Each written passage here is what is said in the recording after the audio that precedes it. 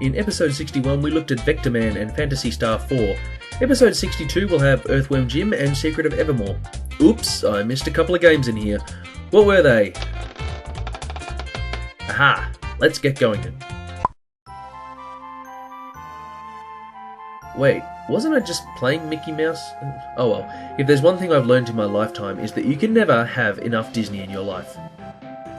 In September 1995, just a few months before the Nintendo 64 launched in Japan, Capcom decided to give the Magical Quest fans one more shot of love. This time, instead of Minnie Mouse, the second playable character was Donald Duck, so in a sense, this is kind of like the Super Nintendo version of World of Illusion. The game never got a release outside of Japan. Maybe the second game didn't sell so well, I don't know. Perhaps by the end of 95 and into 96 it was understood that the Super Nintendo market was really drying up and a lot of people had already jumped ship to the PlayStation. At any rate, it's not like you play Magical Quest games to read all of the amazing English prose. Let's get into it. Wow, after playing Mickey Mania recently, the animation on our main mouse looks pretty jerky. I must say though, the music is an improvement from the grating soundtrack of the previous game. Some of these melodies are actually pretty nice. One thing that you can always say about the Magical Quest games is that they were predictable. As usual, Mickey and Donald gain 3 different outfits to switch between throughout the game. This time you can become a knight, a lumberjack, or a magician.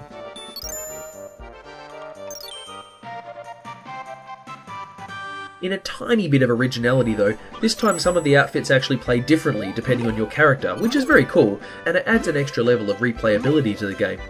For example, Knight Mickey wears a suit of heavy armour, so if you go into water he'll sink. While Knight Donald wears a barrel, and therefore he floats. There's not a huge difference in the characters, but it's nice to have a bit of variation.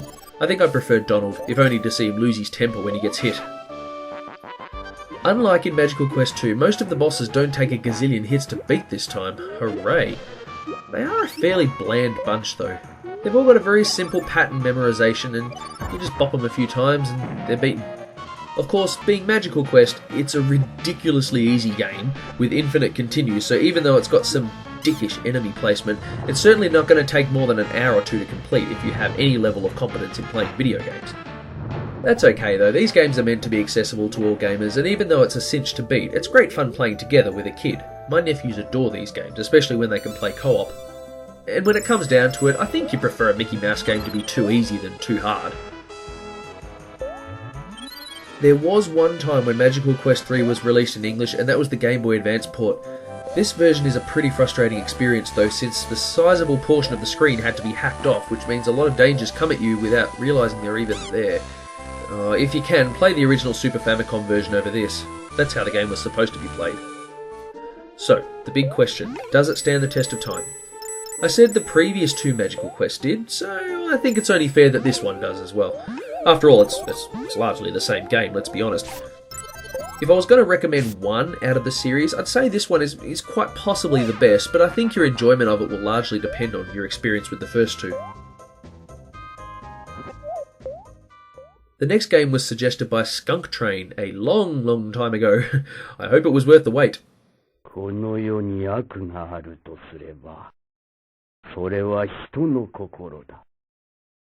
Surely you've heard of the Tales series at some point.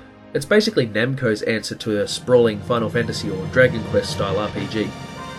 Tales of Phantasia was the very first game in this long-running series, and it arrived very late in the Super Famicom's life. Like Mickey and Donald, the game was never released outside of Japan until a Game Boy Advance re-release many years later. Well, thank goodness for fan translations then, hey. Phantasia's big claim to fame was its extensive use of digitised speech. It came packed onto a 48 meg cart. That's absolutely huge, and as far as I'm aware, it's the biggest Super Famicom cart ever made. To put it in perspective, Seiken Densetsu 3, Mario RPG, Super Street Fighter, the Donkey Kong Countries, Terranigma, these huge games were all squeezed onto 32 meg cartridges. This one is 48. So, what that means is that the characters all talk. They all yell out spell names and attacks along with some grunts and groans and... well yeah, that's about it. Was it worth it? Well, it adds a little extra charm, I suppose, but this was probably the main reason it wasn't released outside of Japan. So yes, Tales of Phantasia is an RPG. The main character is a kid called Kless. Right off the bat, this game has, well, it's got pretty heavy themes. Kless and his best buddy Chester go out hunting in the forest.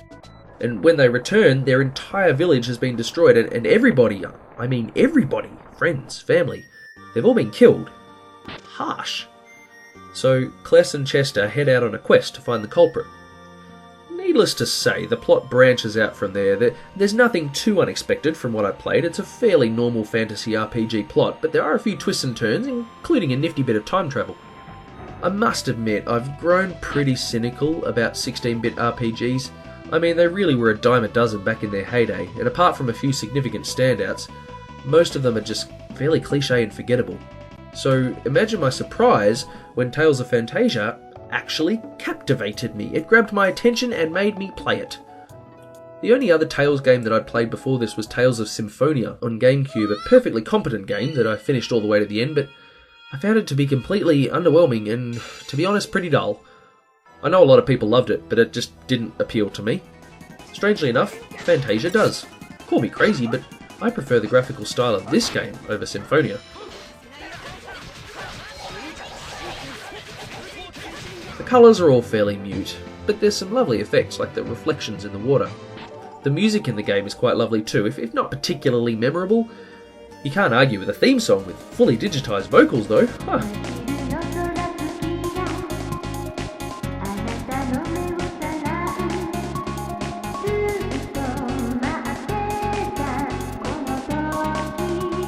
I wonder how many of the 48 megs went into that. The battle system feels fairly fresh compared with other 16-bit RPGs. At first I was a bit weirded out at having the heroes on the left. My Final Fantasy trained brain just couldn't cope. I eventually got used to it. So as you can see, this is not at all turn-based. It plays out in real time, and you're free to move along this horizontal area until the enemies are defeated. Once you've got party members, you're free to give them direct instructions, but otherwise they can just be left to do their own thing. The random encounter rate is very high, especially in dungeons. But the battles fly by pretty quickly, so it's not a deal breaker. There's also an item you can get pretty early on that lowers the encounter rate if it's driving you crazy. You do need to keep fighting monsters though, because you got to level up. As Kless levels up, he gains different abilities he can use. He basically sticks to the whack with the big pointy stick method of attacking, leaving the healing and the range damage up to his other party members. One of the really cool things about Kless's abilities though, is that once they've been mastered, you can start to combine them to make stronger attacks. But you've got to make sure they're leveled up enough first. While most of these systems are pretty standard kind of stuff for RPGs, there's a couple of interesting variations. For example, you have this food sack, which, if you keep replenished, it'll provide an ongoing stream of healing while you're walking around in the dungeons, but you need to keep it full. It's an interesting idea, but I don't really see why it was all that necessary to include it. You can use normal healing items or spells as well. It's a bit odd. If you enjoy 16-bit RPGs, I'm pretty sure that you'll love Tales of Phantasia. I wouldn't say it's quite up there with the likes of Final Fantasy, Chrono Trigger or Seiken Densetsu. It's a heck of a lot better than Luna or Robotrek or Secret of Evermore though. The writing is great, with the especially well-written fan translation, and if you're like me, you can get the game in a full reproduction cartridge, box and all. This one was a pleasant surprise, and definitely highly recommended.